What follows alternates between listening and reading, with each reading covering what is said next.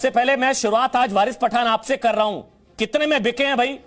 ममता बनर्जी कह रही है कि आपको खरीदा है, आप पर करोड़ों रुपए लौटा रही है, मतलब लुटा रही है बीजेपी, कितने में बिके हैं?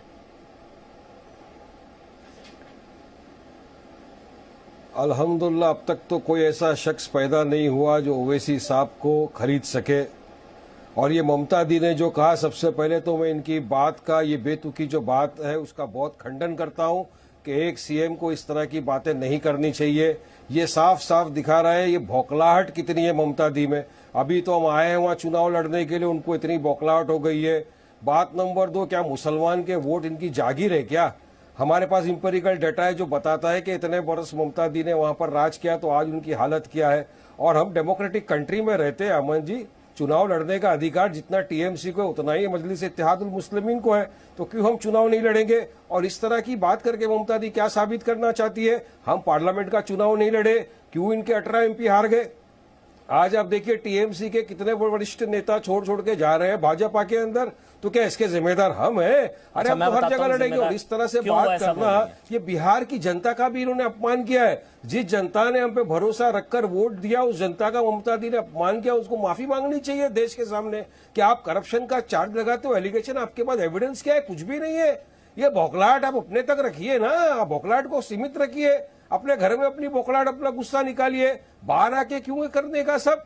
तो मैं खंडन करता हूं ममता दी की इस बात का, पुरजोर तरीके से खंडन करता हूं। उनको अपने अल्फाज वापस लेने चाहिए। और अब तो चुनाव है ना, चुनाव में देख लेंगे। अच्छा वारिस भाई, एक सवाल पूछता हूं आपसे, मेरे ख्याल से उस सवाल के पीछे ममता बनर्जी का दर्द है। डेमोक्रेसी ने सबको अधिकार दिया है, एक तो सवाल पूछता हूं वारिस पठान, एक सवाल पूछता हूं, वो सवाल में ही ये दर्द ममता बनर्जी का दर्द आपको समझ में आएगा कि आपके चुनाव लड़ने से ज्यादा नुकसान किसको, टीएमसी को या बीजेपी को?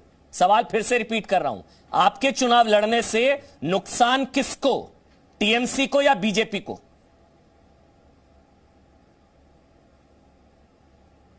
देखिए साहब, हमारी लड़ाई तो दोनों से है।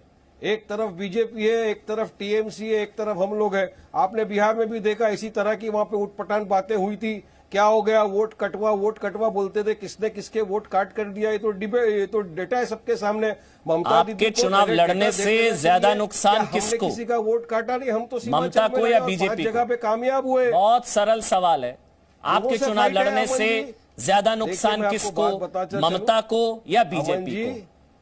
बहुत सरल सवाल है अमन जी।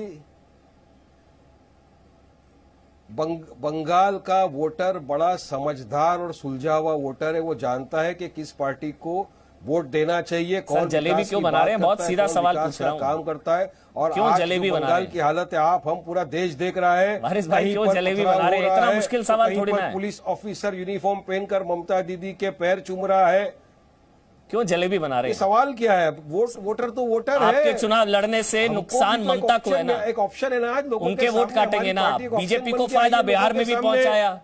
जी अरे इतने कोई फायदा नहीं पहुंचा। आप डेटा देख लीजिए अमन जी, कहां पे फायदा पहुंचा, किसको फायदा पहुंचा, किसको नुकसान पहुंचा। हम तो हमारे कैंडिडेट लड़े ना, हमारे कैंडिडेट 5 जीत कर आए, मार्जिन के साथ जीत कर आए। अब इनमें ताकत नहीं है अगर बीजेपी को हराने की।